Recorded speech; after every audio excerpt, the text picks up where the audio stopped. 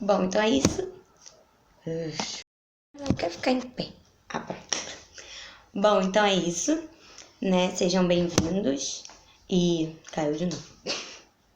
Gente, meu nome é Maíra e bem-vindos ao Manual da Maíra.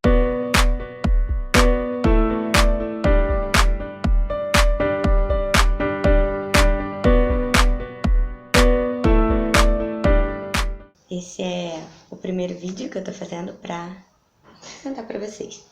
Meu nome é Maíra, eu sou carioca, estou fazendo intercâmbio aqui em Portugal, na cidade do Porto.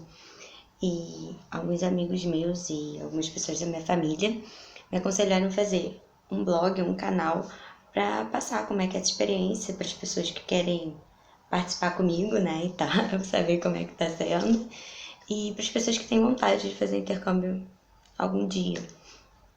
E eu escolhi fazer o canal porque eu acho o vídeo mais dinâmico e dá pra fazer várias coisas assim no vídeo, eu acho bem legal. Apesar de eu não ter muita desenvoltura com os vídeos, então me desculpem.